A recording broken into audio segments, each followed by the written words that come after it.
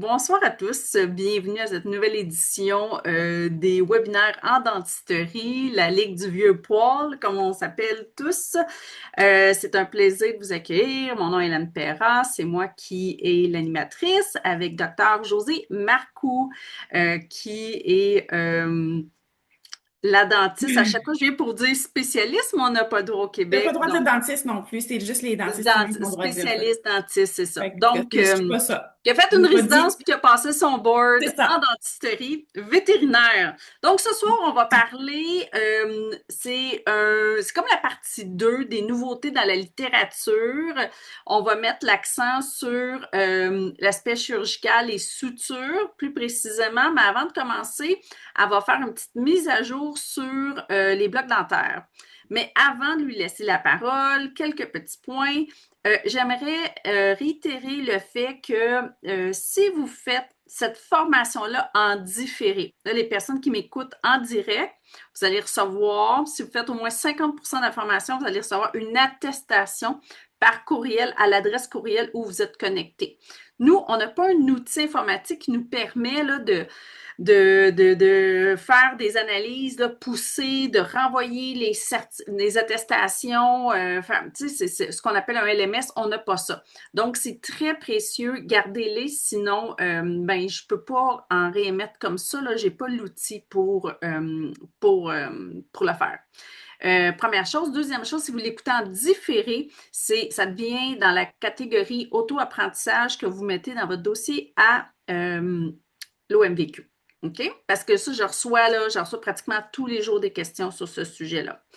Première chose. Deuxième chose, le prochain webinaire aura lieu le 23, donc lundi, le 23 février. Ça va être le mois de la dentisterie et ça va porter sur les tumeurs orales chez le chien. C'est un sujet d'actualité, ça revient tout le temps. Fait que je pense que José est bien excité de revoir différents diagnostics, pronostics et présentation avec vous. Sinon, ben, le service d'aide au diagnostic et d'interprétation des radiographies est toujours d'actualité. Je pense que vous êtes plusieurs à apprécier ce service, donc gênez-vous pas, essayez de contacter l'équipe si c'est du mardi au vendredi via... Mais le lundi, je les prends quand même, là. OK. C'est juste si vous me poignez sur mon heure de yoga, ça se peut, je réponds pas, là, mais comme n'importe quand, là, si je suis disponible, je vais les prendre, il n'y a pas de stress. Fait que appelez, Parfait. puis dans le pire des cas, quelqu'un va vous dire que je suis pas disponible, là, mais ça serait très peu probable. Sinon, il y a l'adresse courriel des services Yvette Mobile qui peut vous aider à la rejoindre. Sur ce, puis on n'oublie pas, il faut arrêter à 8 heures parce que Josée, elle a un journal club avec la relève de la dentisterie vétérinaire au Québec. Donc, elle doit, là, Et c'est en Ontario. une fin de journée intense cérébralement pour Josée. Donc, je te laisse le dance floor. Parfait. Bon, fait que je vais commencer ma section bloc, puis que c'est ça, après ça, il y a plusieurs articles qui traitent des sutures, là, fait qu'on va regarder ça. Bon, je pense que je partagerai pas mon écran pour commencer. Fait que pour ceux, j'imagine que la plupart d'entre vous ont déjà écouté mon Lunch and Learn ou c'est peut-être pas nouveau de savoir qu'on peut rajouter de la buprénorphine à notre bloc de bupivacaine pour faire augmenter sa durée. Puis d'ailleurs, je pourrais mettre. Je vais mettre les références après dans dans l'infolette de tous les articles qu'on a parlé aujourd'hui. Comme ça, si quelqu'un veut lire de quoi, je peux même vous partager le titre, là, mais. Fait que bref, il y a eu un article qui est paru il y a quelques années euh, où, en dentisterie vétérinaire, fait que vraiment sur des chiens, ça a été testé de rajouter de la buprénorphine au bloc de bupivacaïne pour voir si ça augmentait la durée des blocs. Parce que c'est ça qui se fait en humaine.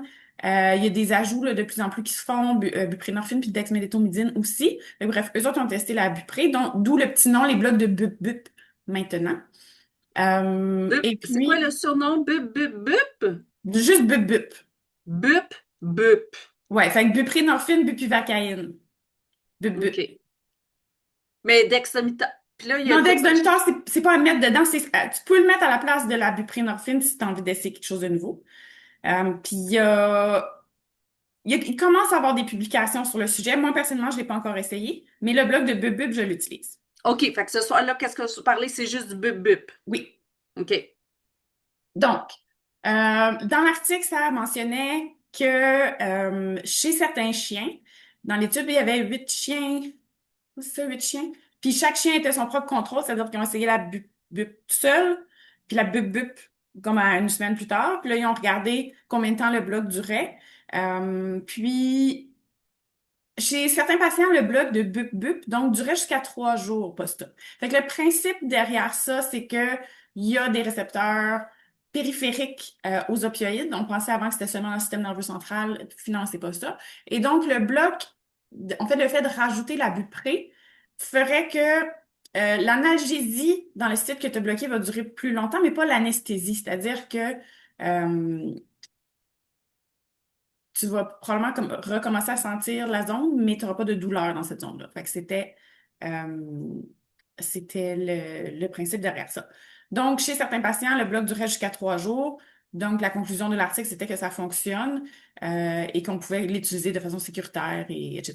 Je l'avais moi-même donc commencé à l'utiliser il y a quelques années. Et puis, j'ai quelques patients, encore une fois, là, c'est anecdotique, mais j'ai certains patients qui c'était vraiment des gros cas lourds, là. Fait que j'avais un patient de somatite puis un patient de fracture de mâchoire qui se sont mis à mal aller 3 jours post-op. Fait que je me suis ça m'a comme dit, ah, bon, on dirait que c'est comme les blocs ont cessé de fonctionner 3 jours. Fait immédiatement post-op, il était mieux. Puis à 3 jours post-op, il a fallu rajuster la médication parce que ça allait moins bien. Puis ça m'a mis un petit peu la puce à l'oreille que peut-être ça avait bien fonctionné. Puis que la durée du 3 jours semblait comme intéressante. Il y a une question, je crois. Oui. Est-ce Bon moment. que, pourquoi pas attends, il y a pourquoi pas épinéphrine comme en médecine humaine? Ouais. Euh, Je sais pas pourquoi c'est pas à la mode l'épinéphrine chez les patients vétérinaires. Je sais pas si c'est une histoire de dose où on a peur de quelque chose, mais je l'ai moi-même jamais utilisé. Fait que le principe en humaine, si vous vous faites faire des blocs par votre dentiste, puis encore là, j'ai eu une longue discussion avec mon parodontiste récemment, là, euh, le fait de rajouter de l'épinéphrine à un bloc, va faire en sorte que la vasoconstriction va garder le bloc en place plus longtemps parce qu'il ne va pas se faire flusher par la circulation. Par contre, il faut savoir qu'en humaine, quand ils font des extractions ou quoi que ce soit, ils vont faire des infiltrations locales. Ils ne font pas un bloc régional comme nous, on fait en médecine vétérinaire. Donc, je ne sais pas si c'est le même effet, euh, mais en tout cas, on l'utilise pas souvent. Par contre, les dentistes ont tendance à utiliser vraiment beaucoup de lidocaïne. Ils n'utilisent pas la bupi comme nous pour une durée de 6 à 8 heures. Eux autres sont comme, c'est correct que tu dégèles en sortant dans la salle d'attente. Fait que, tu sais, pour une carie, en fait, ça n'aurait pas d'importance parce que t'es pas supposé avoir mal ben longtemps après. Une fois que la restauration est faite, c'est beau. Mais quand tu as des chirurgies orales, euh, eux autres, ils vont compter plus sur la médication orale, en fait, que sur le bloc. D'où la discussion que j'ai eue avec mon parodontiste. Euh, voilà, est-ce que ça répond à la question? Oui, on a trois questions Oui. similaires. En fait, résume un peu. C'est quel type de buprenorphine qui est utilisé? Est-ce que c'est la slow release? Non, c'est pas la slow release. Je comprends qu'avec l'histoire du 3 jours, ça peut être mélangeant, mais c'est la buprenorphine injectable, fait que pas la sublinguale, mais la ordinaire, là. Fait que le Buprenex, là. Buprenex. Ben, il me semble que c'est ça. La bouteille bleue, là. OK. Il y a quelqu'un qui dit que je l'utilise depuis plusieurs années avec grand confort. L'épi Euh, ou la bubup? je sais pas. Docteur Michaud, si vous voulez nous faire un petit commentaire. Pendant ce temps-là, on va prendre OK. une question. Est-ce que ça élimine le besoin de buprenorphine en post-op pendant les 3 jours du moins? Moi, je vais le donner quand même. Le bloc de bubup va pas m'empêcher de donner mon analgésie post-op comme d'habitude. Fait que si j'ai jugé que je voulais mettre de la buprée euh, systémique, je vais en mettre quand même. La quantité de bubup, ou la quantité de buprenorphine dans le bloc de bubup est minime et donc ne devrait pas avoir un effet systémique. Fait que j'ai pas peur d'avoir plus de sédation ou quoi que ce soit. Euh, mais je change pas mon protocole habituel. Puis, bien que l'histoire du 3 jours, c'était chez certains patients, ça reste que dans le premier article où il essayait de trouver la durée du bloc, il y a certains patients chez qui ça durait quand même juste une journée. Fait qu'il faut pas non plus se dire, on est blindé, ça fait 3 jours pour tout le monde. C'est peut-être pas le cas. Fait que je vais quand même donner Metacam plus ou moins autre chose. Fait que souvent Tylenol chez le chien, puis Bupri chez le chat, ça se fait très bien, là. Fait que je vais quand même en donner comme d'hab. Parfait. Docteur Michaud spécifie que c'est l'épinéphrine qu'il utilise depuis plusieurs années. OK, ben intéressant. Je Une sais autre pas pourquoi c'est question. pas populaire en Medved. Est-ce C'est que une c'est mode, je pense. seulement ta bubup? Est-ce que c'est seulement chez le chien? Est-ce que c'est aussi chez le chat? Comment On peut faire tu... la bubub chez le chat. Il n'y a pas d'article, mais je veux dire, je le fais, je connais plein de monde qui le font, puis tout va bien. Fait que ça va bien. OK. Fait que là, vous allez me demander la dose. Ouais, oui! Hey, écoute, trois questions en même temps. Dose, dose, dose. Oui, d'accord. Euh, bon, fait que dans l'article initial, ils n'ont pas mentionné de dose. Ils ont juste dit, on a fait un protocole X. Puis c'était des beagles, fait que c'était tous des chiens de, je sais pas, 8 à 10 kilos. Puis ils avaient tout mis, je pense que c'était quelque chose comme 0,2 de bupivacaïne avec 0,1 ml de buprenorphine. Fait qu'ils n'ont pas suggéré de dose, ils ont juste dit ça, c'est le volume qu'on a mis. Fait que là, on était comme un peu pognés pour inférer une dose de ça. Puis là, à savoir, c'est-tu le volume qui est important ou c'est-tu la dose en milligrammes kilo? C'est pas clair. Euh, Donc, moi et une très grande majorité de mes collègues utilisons 3 microgrammes kilo par animal divisé par le nombre de blocs que tu as besoin de donner. Fait que j'avoue que c'est pas trop logique parce que si j'ai un bloc, je le mets tout dans le même site, mais si j'ai 4 blocs, je le divise en 4. Fait que, bon. Mais ça semble marcher, puis c'est sécuritaire à cette dose-là. De toute façon, 3 microgrammes kilo, même si tu l'envoies systémiquement ou peu importe, c'est pas ça qui va faire un gros effet, là. Puis c'est pas assez non plus pour nuire à si tu dois donner du butor ou si ça, ou de la méthadone après, à cette dose-là, c'est comme minime, là. Donc, empiriquement, puis cette dose a été reprise dans un autre article de résumé des blogs de Lobprize en 2019. En tout cas, c'est un gros article sur les blocs qui a été écrit. Puis elle va reprendre cette dose-là. Fait que c'est 3 microgrammes kilo par animal divisé par le nombre de blocs que vous avez besoin. Souvent, je vais prendre les petites seringues à insuline, là. Fait que c'est un demi-cc. Puis les graduations dessus sont très petites. Fait que c'est facile de prélever parce que des fois, ça me donne 0,06 ml, là. Fait que les petites seringues d'insuline sont vraiment le fun pour ça. Puis donc, ensuite, je vais le mélanger à mon bloc de Bupi. Et là, ben là, je vais le donner au site dont j'ai besoin.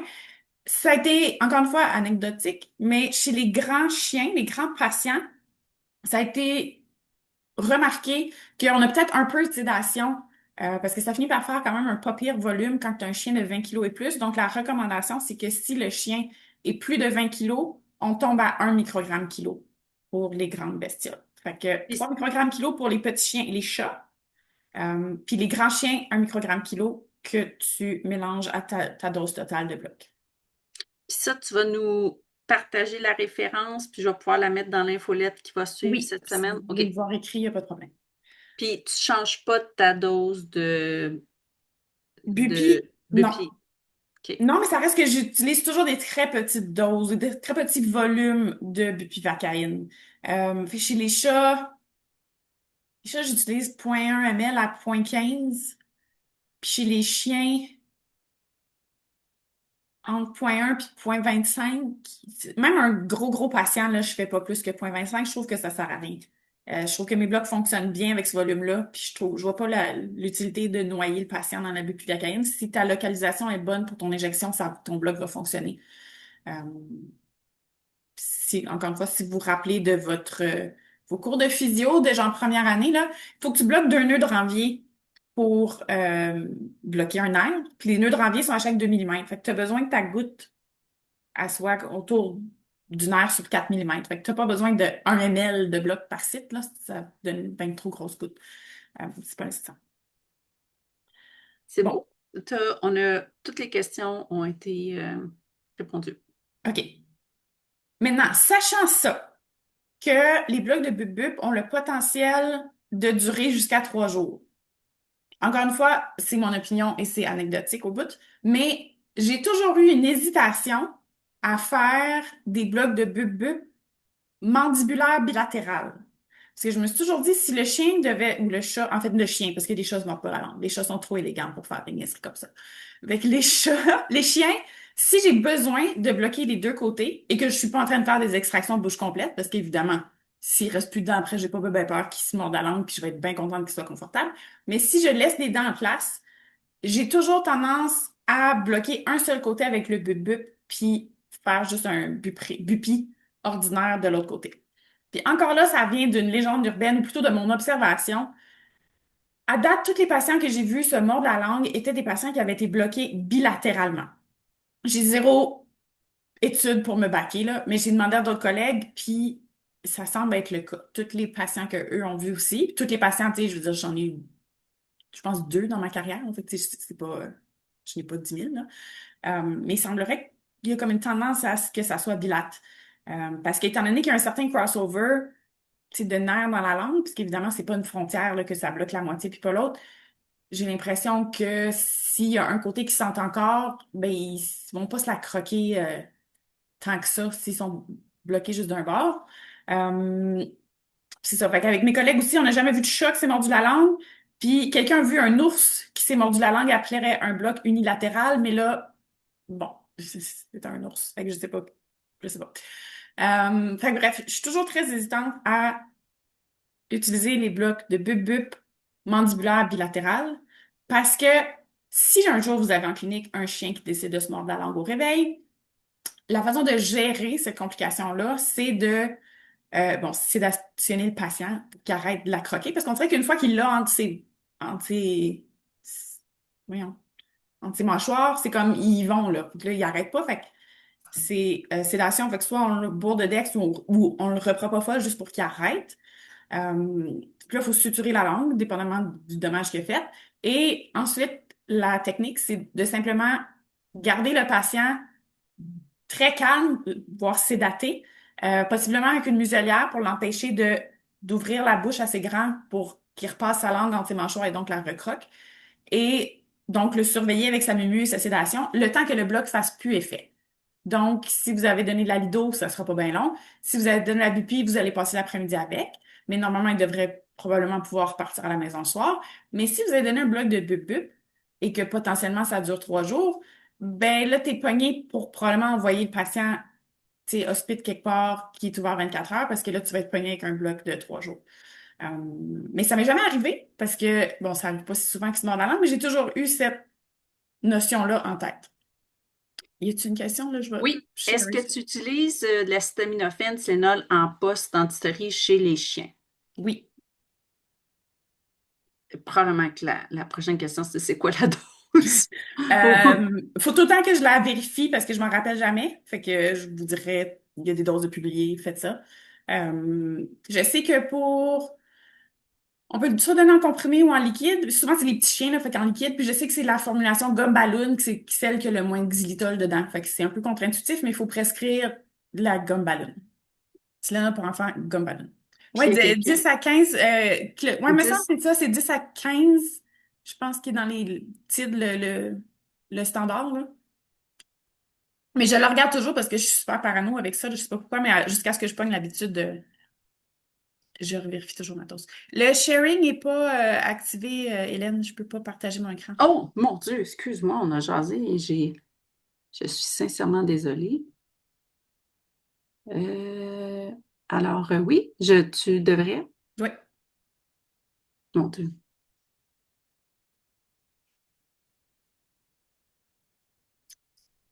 Donc, Hein, ta petite mise au point, là, oui, ben c'est c'est là, toujours, j'essaie à de la. chaque C'est fois que celle-là. on parle de bloc, là, c'est comme si on tombait dans le skincare, là, pour les jeunes, là. C'est comme fascinant. Un peu. Je pense qu'il était pas. C'est ça. Donc, ça, c'était ma petite. C'est mon petit truc à moi que je me disais, je ferai jamais de la bubu bilatérale parce que si le patient se mord la langue, j'ai pas envie de le gérer pendant 3 jours. Et là, en lisant des articles récemment, ça, c'est un article sur, ça n'a pas rapport, là, c'est sur la satisfaction des gens après que leur animal a eu une chirurgie majeure, là, de face, donc mandibulectomie, maxillectomie. Mais là-dedans, ils rencontrent les complications qu'ils ont eues. Et c'est bien intéressant parce que il y a un patient qui a reçu un bloc de bup à 3 microgrammes kilo bilatéral et il s'est mordu la langue pendant 3 jours. Donc, ça m'a un petit peu conforté dans ma façon de faire. Euh, Fait que voilà. Fait que Bup Bup, pas de problème à l'utiliser. Je ferais peut-être attention avant de l'utiliser bilatéralement parce que c'est long 3 jours. Voilà. Question sur les gestions de morsures de langue et Bup Bup. Pas de nouvelles questions pour le moment. OK. Mais je trouvais ça le fun de Oui, voir ça. Le truc fascinant. illustré, c'était un peu ça que je m'étais dit. OK. J'ai 1 minute à faire. Bon, je commence par quoi? Alors, je vais en faire un petit. Non, je serais mieux de faire le long, puis comme ça, je vais faire le court à la fin. Là, il est Euh, 7h22.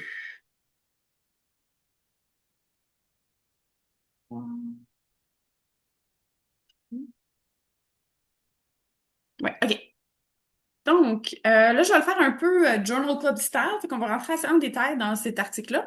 Il y a 2 articles que Dr. Peg, qui est une dentiste en Ontario, que peut-être vous connaissez, pas loin, elle offre des formations continues aussi. Des fois, j'ai des gens qui la connaissent comme ça, qui, pendant sa résidence, a fait un projet de recherche vraiment super intéressant sur les patrons de suture. Puis en fait, nous, chez les résidents, on était très, très, très excités qu'elle fasse ça parce que ça voulait dire qu'à partir du moment où elle publiait, la façon, on pouvait utiliser des points simples continus dans nos boards parce que ça va plus vite, parce que là, on avait de la littérature pour supporter ça. Fait que bref, elle a utilisé, il y a 2 étapes à son étude. La première étape, c'est qu'elle a prélevé chez des cadavres une grande partie de gencive, en fait la gencive de toute le mandibule. Et elle s'est créé un guide avec des petits trous à tous les 3 mm. Et elle a testé des différents patrons de suture dans une machine là, qui va causer, mettons, de la distraction entre les tissus pour voir s'il y a un patron de suture qui est plus solide que l'autre ou moins solide que l'autre. Et est-ce que l'histoire du 3 mm entre les points, point simple discontinu, euh, qui ont fait depuis 50 ans, y a-t-il une raison à ça, puis y aurait-il une meilleure façon de le faire? Donc, elle voulait voir si les points simples continus seraient aussi efficaces que les points simples discontinus, qui est le standard. Euh, Puis je voulais juste voir, elle a testé aussi, c'est ça, les points,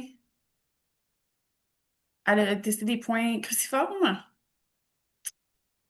Eh oui, c'est ça. Et elle a testé aussi les sutures, barb sutures.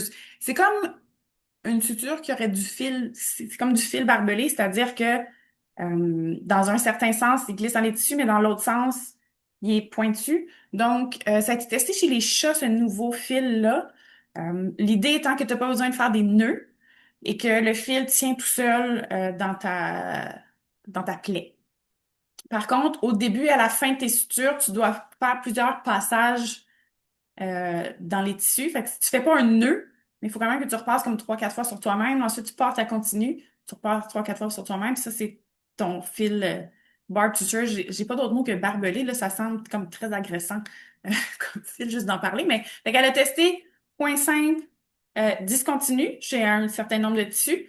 Point en X, point simple continu, puis fil barbelé. Puis elle avait 4 groupes. Puis là, elle a utilisé une machine qui tirait sur les tissus jusqu'à voir, dans le fond, si les fils à l'arracher, si les nœuds allaient se défaire, si les tissus allaient lâcher eux-mêmes. Bon, là, ça, c'est comment le prélever. Et puis, elle a testé aussi des tissus qui étaient courts, fait qu'elle avait des 3 cm puis des 6 cm, un peu pour mimer des petites plaies puis des grandes plaies qui seraient comme tout un cadran, mettons. Fait qu'elle avait ces 4 groupes en 3 cm puis en 6 cm. Puis elle a fait des tests qui ressemblaient à ça.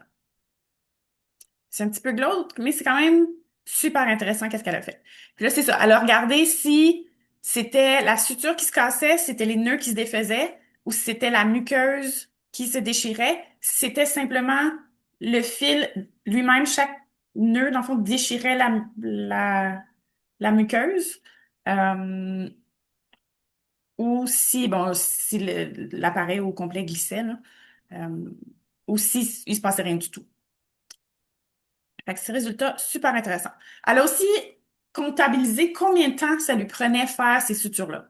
Puis là, c'est important d'interpréter ça comme il faut parce qu'elle mentionne dans sa discussion que là, c'est sûr que ça lui prenait beaucoup plus de temps que normal, étant donné qu'elle avait un guide puis qu'elle s'appliquait à ce que les points soient exactement à 3 millimètres parce qu'elle voulait que ses sutures soient uniformes à travers tous ces spécimens. Alors évidemment qu'en clinique, on n'irait pas en si grand détail, là. Donc, c'est pas tant le temps lui-même de faire les sutures qui est important, mais c'est plus la comparaison entre les différents types de sutures, à savoir si c'est plus long, plus court, mais c'est sûr que, tu sais, 600 secondes, fait que 10 minutes pour coudre de 3 centimètres, tu sais, ça se peut pas. Mais son Simple Interrupted prenait donc 10 minutes, puis son Simple Continuous, 5. Fait que, mettons, la... Un rapport quasiment du simple Oui, au le double. rapport entre les deux est important, pas tant le temps lui-même, là. Donc, elle avait ses points cruciformes, donc sur les sutures courtes, presque le même temps, fait quand même très long. Donc, c'est simple, continu. Puis, les barbed sutures étaient quand même beaucoup, là, beaucoup plus courts, pratiquement la moitié. Donc, un argument en faveur de faire des points simples continus. Puis, quand elle rentrait dans les 6 centimètres, fait que les plus grands lambeaux, là, vous voyez, le cruciforme a quand même gagné du temps, là. Fait que c'est comme si pour quand tu fais une suture courte, le nombre de nœuds où le nombre de bouchées est quand même très grand, mais plus que ta suture est longue, plus que le nombre de nœuds, le fait de diviser ton nombre de nœuds par deux devient comme payant, là. Fait que le cruciforme avait quand même baissé pas mal son temps par rapport à ses sutures individuelles. Mais là, encore une fois, on voit que les simples continues puis le barb suture, là, c'est moins que la moitié, là. Fait que très payant dans son temps de faire des points simples continus.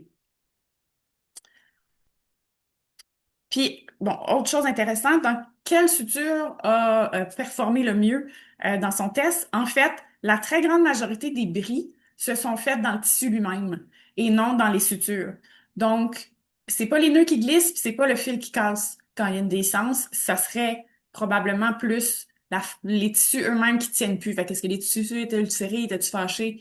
Euh, Ce serait plutôt ça qui cause des déhiscences. Donc, votre technique de suture aurait probablement pas vraiment d'incidence sur le taux de décence, ou du moins pas sur la force là, de la fermeture qu'on fait. Donc, sachant que ça prend énormément moins de temps de faire des points 5 continus.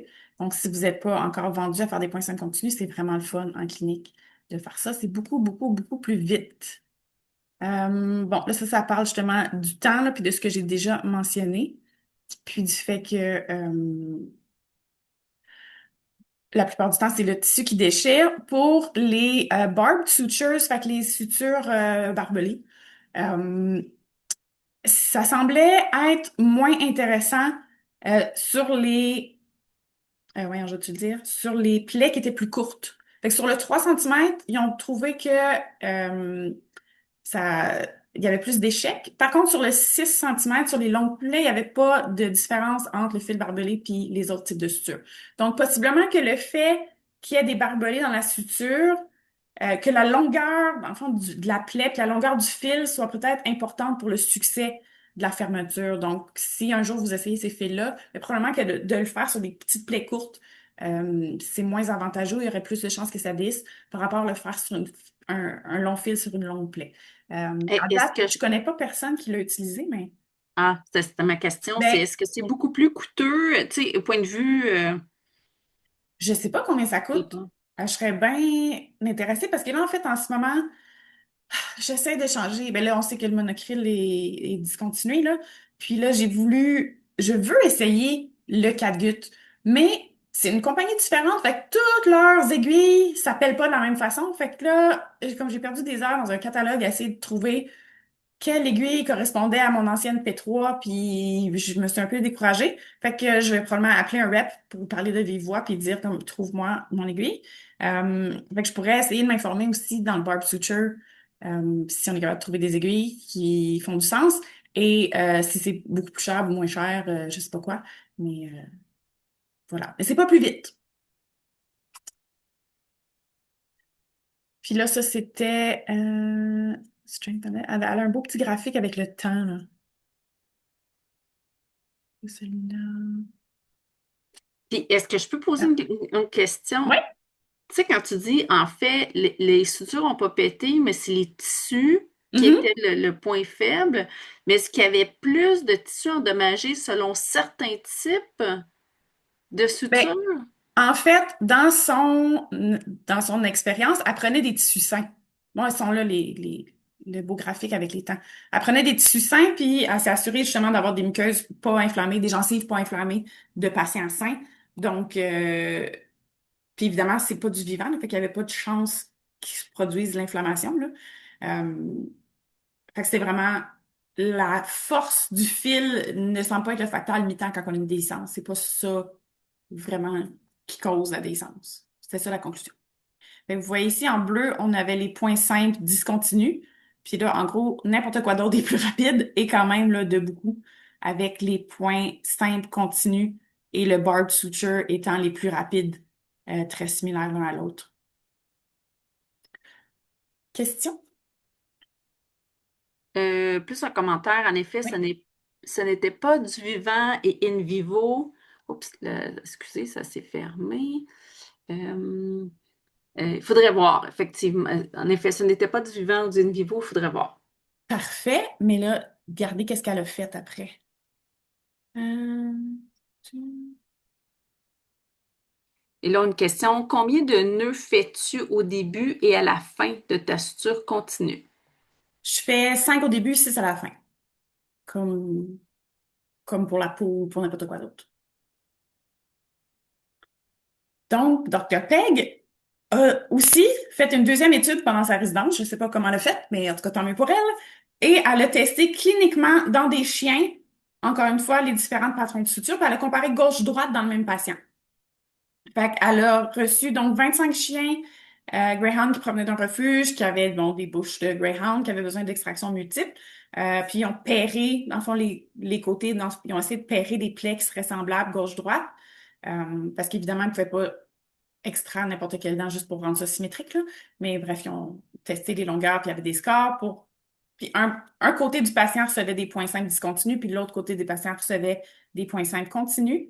Et ils ont mesuré plein d'affaires. En fait, c'est super intéressant son article. Donc ici, elle parle comment le standard, c'est les points 5 discontinus, mais que on sait que ça vient avec certains problèmes. Donc, c'est inflammatoire, il y a plein de débris dans les nœuds et chaque petit nœud peut aussi causer de l'inflammation ou de l'irritation. Donc, elle remettait ça euh, en question et donc a testé 5 discontinus contre 5 continus de chaque côté. Donc, elle avait 15 chiens. Fait ils ont testé au hasard avec un coin toss de quel côté, qu'est-ce qui recevrait quoi, mais chaque chien était son propre contrôle dans le sens qu'il y avait les deux dans leur propre bouche. Il faut aussi noter que, là, puisque vous allez voir les photos, toutes les incisions de relâchement et les incisions verticales étaient faites avec des points simples discontinus. Fait que c'était que les incisions horizontales qui étaient recousues avec soit discontinu ou continu, là, selon les groupes. OK. Bon, elle a fait du 4-0. Elle utilise une aiguille taper. Moi, ça me rend folle, mais OK. Tant mieux pour elle. Euh, Puis là, ben, elle avait pas de guide là, pour faire les points parce qu'évidemment, les animaux dorment, puis là, elle avait pas le temps d'être précise comme ça. Mais le but était quand même d'avoir 3 millimètres entre les bouchées, 3 millimètres entre les points, et puis couper les fils, ou plutôt 3 millimètres de chaque côté de la plaie, puis de couper les fils à 3 millimètres. Puis ils ont aussi compté combien de bouchées il y avait par site, parce que là, après ça, quand ils comparaient les scores, ils essayaient de voir, tu sais, selon le nombre de... Ils ramenaient ça sur le nombre de bouchées qui avaient été prises. Mais là, qu'est-ce qui est super intéressant, fait qu'à chaque 7 jours, ils réévaluaient les patients, puis là, ils scoraient dans le temps. Fait que 4 fois à une semaine d'intervalle. Puis c'est vraiment cool qu'est-ce qu'ils ont fait. Fait qu'ils ont regardé plein d'affaires, fait que les déhiscences, donc l'absence de déhiscence, évidemment, c'est que la plaie est fermée sur toute sa longueur. Fait que des scores de 1, c'était qu'il y avait une petite déhiscence sur moins de 10 millimètres. Puis sur les déhiscences de plus de 10 millimètres, c'était est-ce qu'il y a du tissu de granulation dans le trou ou est-ce qu'il n'y a pas du tout de tissu de granulation dans le trou encore? Ensuite, l'inflammation. Fait que est-ce que autour des points, il y a moins de 1 millimètre, de rougeur, 1 à 2, 2 à 3, puis plus de 3. Ensuite, est-ce qu'il y avait des débris qui étaient pris sur les fils? Fait que des débris sur chaque suture, des débris qui coalesçaient sur la plaie et même des débris tellement qu'on voyait plus les nœuds en dessous. Est-ce qu'il y avait présence de tissu nécrotique? Est-ce qu'il y avait présence d'écoulement? Puis est-ce qu'il y avait présence d'ulcération sur les tissus adjacents? Fait que sur la lèvre ou c'était sur les autres tissus qui s'accotent sur les nœuds qui faisaient pas partie de la plaie. Fait que bref, ils ont regardé vraiment plein de choses. Je trouvais ça intéressant. Fait que, qu'est-ce qui se passe cliniquement dans le patient? Fait que là, bon, il y avait un exemple de pas d'essence, petite décence, décence avec du tissu granulation, puis là, absence de tissu granulation où la plaie est complètement ouverte. Puis voilà, on va aller dans ces résultats. Donc, il y avait 35 sites d'extraction, à peu près moitié-moitié. Puis, ce qu'on remarque, évidemment, c'est que quand on suit dans le temps, ben, les scores d'inflammation, de décence et autres baissent, évidemment. Euh, donc, on peut s'en douter. Puis, il y avait quand même, c'était pas statistiquement significatif, mais il semblerait qu'il y ait plus de décence avec son simple interrupted. Elle a dit que c'était une tendance, mais c'était pas statistiquement significatif. Mais qu'est-ce qui est intéressant aussi, c'est de voir que les scores en général diminuent entre les réévaluations, c'est-à-dire que euh, évidemment les plaies ont tendance à guérir. Est-ce qu'il y a une question? Oui, on en a deux en Ah, fait. parfait. Euh, Est-ce que tu utilises la même grosseur de fil pour la simple continue? Oui, fait que 5 chez les chats puis 4 chez les chiens. 4-0, là. C'est pas mal ma recette pour tout le monde. Parfait. Et l'autre question, c'est est-ce que c'est des points, excusez-moi, là j'ai comme deux fenêtres ouvertes en même temps. Voyons. Euh, et, quand on parle de suture continue, est-ce que c'est une continue simple ou une continue barrée? Simple. J'ai jamais vu personne utiliser des points barrés, sauf en humaine.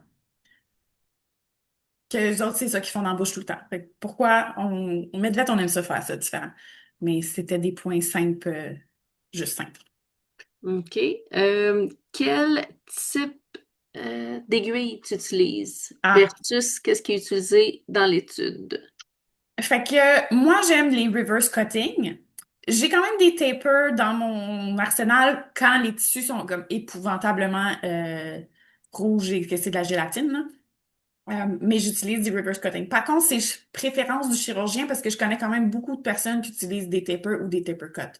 Fait que rendu là, c'est préférence, mais ces trois types d'aiguilles-là, je vous dirais, euh, font du sens là, dans la bouche. Fait que normalement, on va choisir une reverse cutting et non une cutting parce que la cutting va faire comme la partie coupante va être vers la plaie, c'est-à-dire que la suture va tirer dans la partie qui est coupée, alors que c'est une reverse cutting, la partie qui coupe est à l'extérieur de la plaie, donc normalement le fil de suture va pas être à côté dans la partie qui était cutting, là. Donc le reverse cutting est important, mais je connais plein de gens qui utilisent les tapers, puis je connais plein de gens qui utilisent les reverse cutting, fait que rendu là, c'est faites ce que ça vous tente. Parfait, on n'a pas d'autres questions. OK, donc, encore une fois, ils ont remarqué que le temps passé à faire les sutures continues est à peu près 2 fois plus rapide que les sutures discontinues. Ils ont aussi remarqué, ça, je trouvais ça intéressant. Euh, Fait qu'ils ont évalué à 7 jours puis à 14 jours, puis je pense qu'ils ont réévalué quelques fois après. Mais à partir de 7 jours, s'il n'y avait rien de déhissé, ça ne redéhissait pas plus tard. C'est-à-dire que oui, il y a des sens qui euh, on guérit tout seul avec le temps, mais aussi c'est qu'il n'y a pas de nouvelles naissances qui sont apparues après le premier 7 jours. Fait que, chose intéressante à savoir. Euh, bon, il y avait pas, c'était pas statistiquement significatif le score de décence entre les deux types de sutures. Par contre, la plupart de ces décences ont eu lieu dans la canine mandibulaire. Donc, on sait que cette dent, c'est euh, ben, moi, je trouve que c'est la plus difficile, celle qui déhisse le plus, mais ça a l'air que Dr. Pegg aussi a eu problème avec ses canines mandibulaires. Donc, peu importe la technique utilisée, la plupart de ces décences ont eu lieu dans ce site-là. Possiblement que c'était un des pires. Euh, bon, c'est ça. Il y avait une tendance qu'il y avait plus de décence par les sutures discontinues, mais ce n'était pas significatif. Euh, Puis encore une fois, c'était le fait que les sutures passent à travers les tissus qui ont semblé être le principal problème. Par contre, il n'y avait pas de différence donc, entre les deux types. Maintenant, les scores d'inflammation étaient un petit peu plus intéressants. Il faut juste que je Il me était remette. plus intéressant pour... Ben, en fait, je trouvais ça intéressant comme chose à évaluer, là. Fait qu'il était un petit peu plus bas, ou en fait, le score était un petit peu plus haut. Attendez, je me relis, là.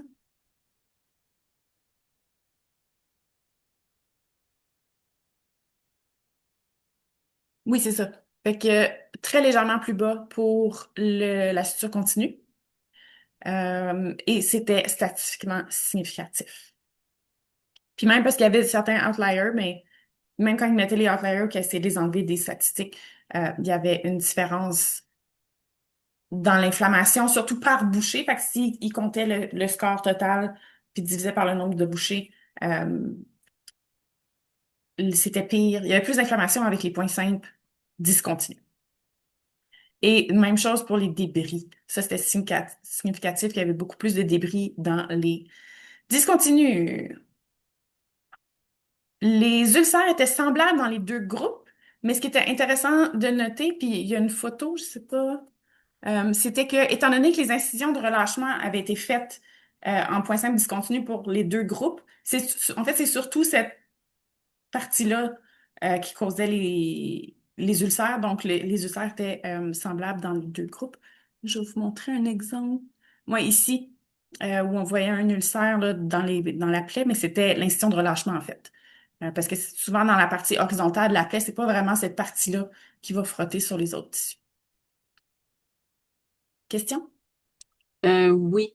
Et là, j'espère que je ne me trompe pas dans les acronymes, là. Dans ta pratique, est-ce que tu utilises généralement les PSC? J'imagine c'est points sous continu.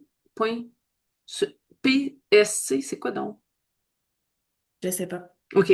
Ben, si la personne peut préciser, puis je vais revenir avec la question.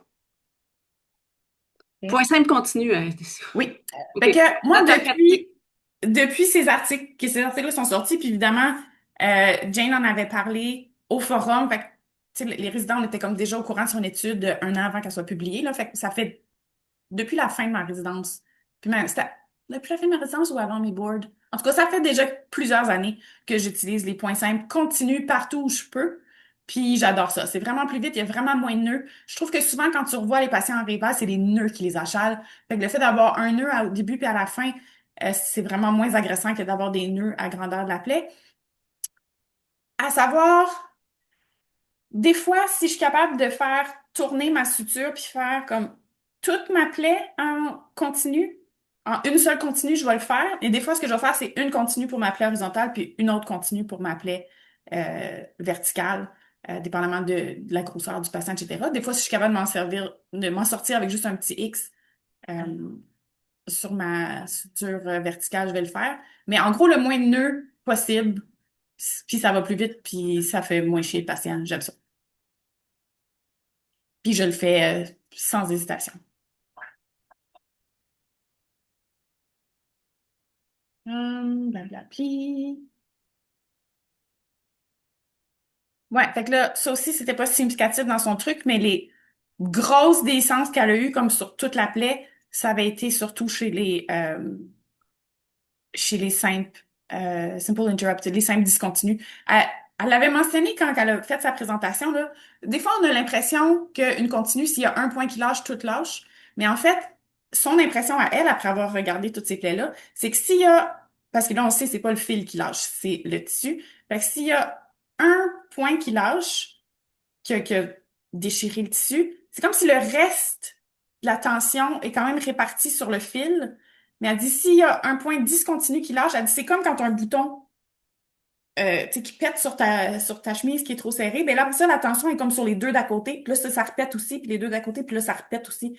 Fait que son impression à elle, qu'on a peur que notre discontinu lâche s'il y a un point qui lâche, elle avait l'impression que c'est faux. Voilà. Question, j'ai vu un petit... Ah, quelqu'un disait c'est très logique. OK. Puis là, elle parlait des petits points de dessin. Je suis regardez, je l'avais ça. Ah oui. Elle disait que à la première évaluation, donc, ils ont parfois constaté des petites décences de moins de 10 millimètres, puis qu'à la deuxième réévaluation, ces décences-là étaient souvent disparues, c'est-à-dire n'étaient plus discernables.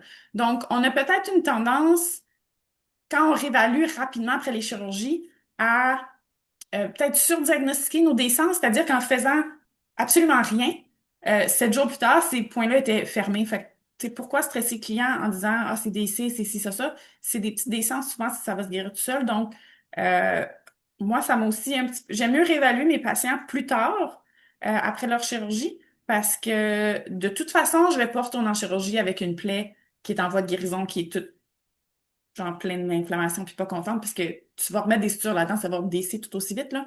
Donc, moi, je m'énerve pas pour retourner en chirurgie tout de suite. Donc, sachant ça, je les réévalue pas tout de suite parce que je vais rien faire de plus anyway.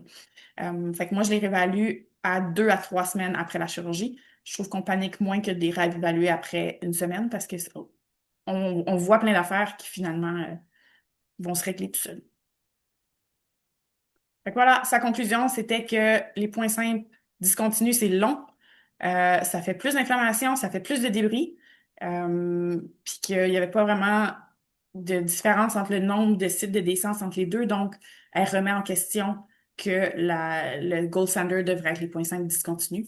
Euh, Elle a fait des points simples continus. Il y a un article qui est sorti en 2024, parce que je l'ai lu la semaine passée, où eux évaluaient une nouvelle technique de suture, puis encore là, c'est sur des patients vivants, où les personnes faisaient des points simples discontinus, mais avec les points enfouis à l'intérieur de l'incision. Fait que tu as comme la façon de faire ton point à l'envers pour qu'une fois que tu le coupes, il disparaît. Euh, et même chose, ils ont remarqué qu'il y a beaucoup moins d'inflammation du fait qu'il n'y a pas les nœuds dans la bouche.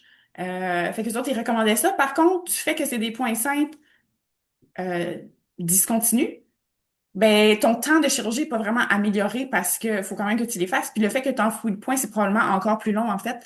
Donc, c'était le fun de savoir qu'il y a d'autres façons de faire, mais je voyais pas nécessairement l'utilité de enfouir mes nœuds si je peux juste faire des continus avec juste 2 nœuds. Je pense que c'est comme un bon compromis pour gagner du temps et réduire l'inflammation.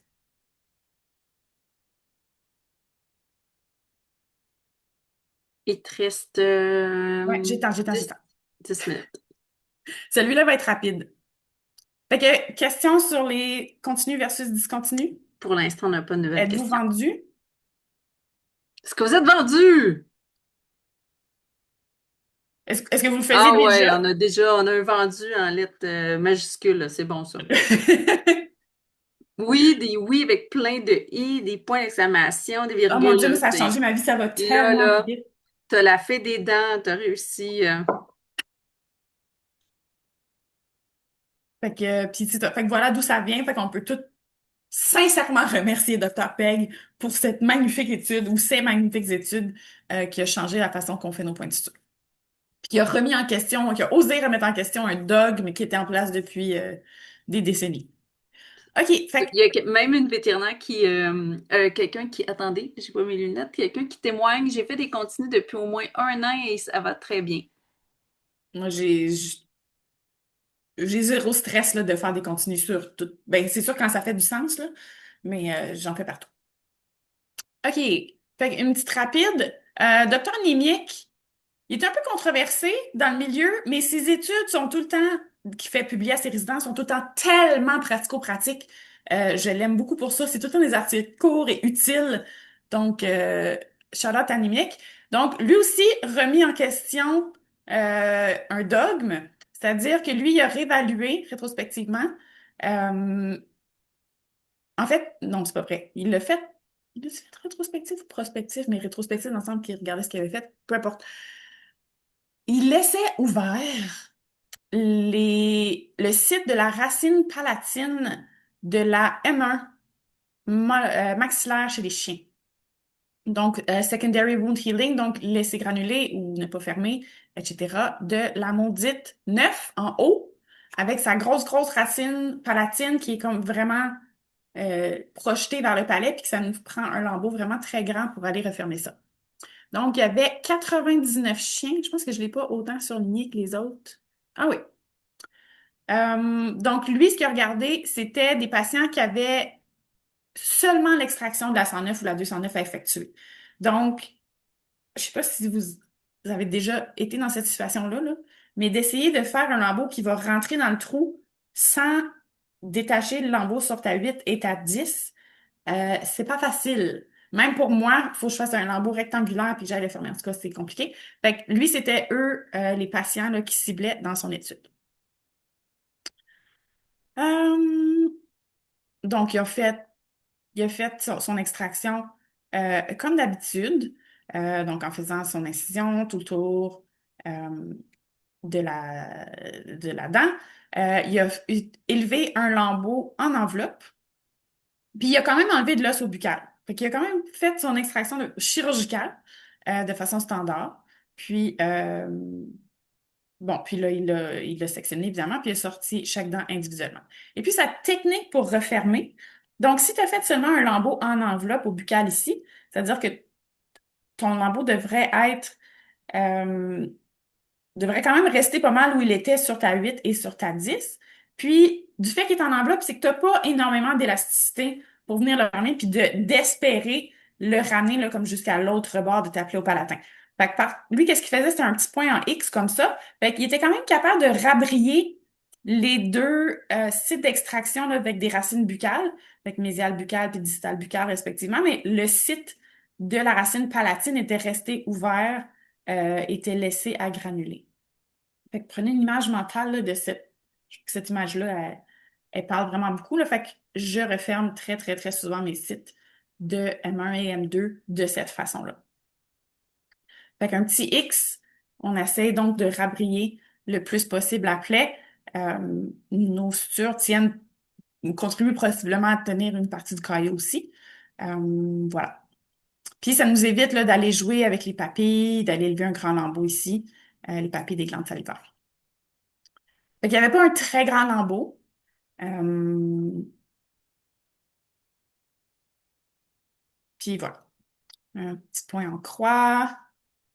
Ils l'ont fait sur 179 chiens, mais il y en a 99 qui sont revenus là, pour leur rééval.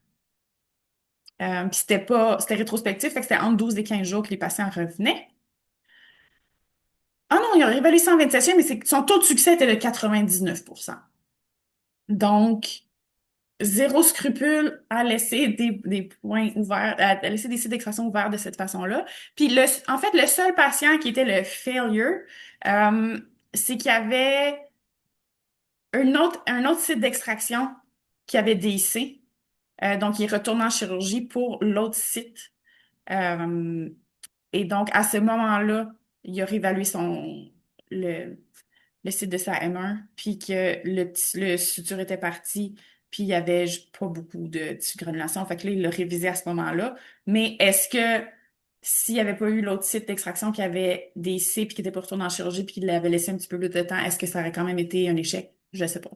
Ben, il sait pas non plus, mais bref, 99% de succès. Euh, voilà, question? Ben, c'est plus des commentaires, des Ouais. wow, game changer. Oh Et que vraiment, oui! je me ne casserai plus le basic. Ouais, définitivement. J'adore cet article-là. Puis, bon, lui, il parle bon, de son choix de suture. Fait que lui, il a utilisé du catgut, hein, comme on le voyait dans son. En humaine, il laisse tout ouvert. Euh, Puis bon, évidemment, quand on fait l'autre molaire, là, c'est très semblable. Il y a un seul événement de dry socket qui a été publié dans la littérature, à savoir si c'est vraiment un dry socket ou ce que c'est une ostéomyélite. Moi, pour l'avoir lu, cet article-là, je suis pas vraiment euh, convaincue. Puis, je sais pas si j'ai le temps, mais bref, je l'ai déjà partagé, là, cette image-là. J'avais un patient qui avait des PM4 surnuméraires au palais, que j'ai fait l'année dernière. C'est de toute beauté. Et puis, la cliente voulait absolument pas, parce que c'était un chien de show, que j'extrais les PM4 normales, là, parce que ces PM4 ordinaires étaient corrects et en place. Donc, une fois que j'ai extrait les dents qui étaient dans son palais, je veux dire, j'avais absolument aucun tissu pour aller rabrier mes plaies parce que du palais, ça s'étire pas, puis tu sais, je n'aurais pas pu fermer quoi que ce soit. Fait que j'ai juste laissé complètement ces 3 trous de racines à granuler, puis je l'ai revu 2 semaines et demie plus tard, 3 semaines plus tard. C'est comme si j'avais rien fait. Je voyais même pas de rougeur là où ce que ma plaie était. Fait que j'ai absolument zéro scrupule à laisser des sites d'extraction ouverts. Euh, si de faire votre lambeau, c'est compliqué, il y a d'autres structures. Si le temps est un problème, ça me gêne pas. J'ai eu des propres chirurgies dans ma bouche que les plaies étaient béantes. Ça stressait pas le dentiste. Fait que je me stresse plus avec ça non plus. Fait que utilisez quand même votre jugement, là, mais oui, effectivement, on peut se faciliter la vie un petit peu en se simplifiant nos fermetures. Puis là, j'avais un petit break de cerveau de prévu. Fait que ça, c'est un article. C'est pas un de mes patients, thank God. D'un patient qui avait un bâton de prix anti-PM4. Je sais pas pendant combien de temps ils ont dit que c'était pris, je me rappelle plus. Mais une fois qu'ils ont enlevé le bâton, regardez-moi le cratère énorme que ça l'a fait dans son nez. Fait qu'on a le récessus maxillaire là, les cavités nasales là, et je veux vraiment pas être le chirurgien qui a préparé ça. Fait que voilà, c'est ma finale pour la soirée. Une question aussi, dans le cas où Oui. on laisse ouvert pour les jours post-op, est-ce qu'on change la diète? Est-ce que c'est une diète ramollie ou on continue une diète normale? J'ai eu cette discussion-là souvent avec le Dr Dumais, à savoir qu'est-ce que les diètes ramollies rentraient plus dans le trou que les croquettes. Fait que moi, je continue avec ma recommandation de diète molle pendant une dizaine de jours suite aux extractions, euh, qu'il y ait des sites ouverts ou pas. Puis jusqu'à date, ça va bien. Fait que j'ai pas. Puis, tu sais, des fois, si le patient a eu une seule extraction, puis mon site est ouvert, tu sais, des fois, je leur dis continuez avec les croquettes, là, tu sais, c'est pas. C'est comme ma plaie qui est ça de grosse qui va, tu sais, genre, changer la façon que le chien croque, là. Puis, de toute façon, le chien, il sait, là, il va l'éviter, il va manger de l'autre bord. Fait que je change pas tant mes recommandations post-op basées sur le fait que j'ai une plaie ouverte ou pas. Je me stresse pas grand-chose. Hey, merci. Il y a des témoignages, même côté humain, il y a quelqu'un qui va se faire faire une extraction bientôt pour que OK. ça le stresse moins. Si vous avez, là, il y a une question comme hors sujet. Est-ce que tu la veux? Il te reste 1 minute. Ouais, go, je suis game. OK. J'ai entendu parler de l'utilisation de doigtiers en microfibre pour le brossage de dents. As-tu de l'expérience avec ce produit? Ah, en microfibre? Non, je l'ai pas entendu, mais je serais vraiment intéressée de le voir où ça. C'est sûr que la brosse à dents, c'est la meilleure affaire parce que c'est elle qui va sous la gencive. Mais si c'est pas possible, puis que moi, le doigtier est comme mon deuxième choix, là. Puis ensuite, en troisième choix, je dirais les lingettes. Mais si doigtier en microfibre, intéressant. C'est clairement mieux que rien, là. Fait que si les patients peuvent pas, les clients peuvent pas utiliser la brosse, je serais game de l'essayer. Mais à voir, est-ce qu'un doigtier normal est plus ou moins efficace qu'un doigtier en microfibre? Je sais pas. Mais si quelqu'un a la référence du produit, je serais bien intéressée à le voir et m'informer. Parfait. Hey, il est 8 heures 8 heures? pile. Fait que là, tu t'embarques sur ton autre chiffre pour ton Ouais. deuxième job. Euh, la personne dit, ah, c'était pour remplacer le doigtier bleu. Je me demandais si ça pouvait causer de l'abrasion. Euh, ben, Ça on va. m'étonnerait. Pas Oui, sûr. Tu sais, des animaux vivent pas 80 ans, là, fait que ça m'étonnerait bien gros que tu causes l'abrasion avec une brosse à dents ou avec un doigtier en plastique quelconque. Je serais bien, bien, bien super. surprise. Hey, merci à tous. C'est vraiment encore une fois, vous étiez plus de 80 ce soir pour Oh, ce webinaire. À chaque fois, je suis impressionnée. Un lundi soir, en plein janvier, alors que les gens souvent vont au gym, s'entraînent, les enfants, les devoirs. Donc, merci infiniment à tous votre participation. De tout mon cœur, Josée, c'est vraiment, t'es très généreuse de ton temps et de tes trucs. Donc, merci à tous. Rappel, attestation, ça va être dans les prochains 24 heures et l'infolette avec la prochaine invitation pour le 23 février sur les tumeurs orales chez le chien. Vous allez recevoir ça à votre adresse courriel. Merci beaucoup, Josée. Bienvenue! À bientôt. Bye!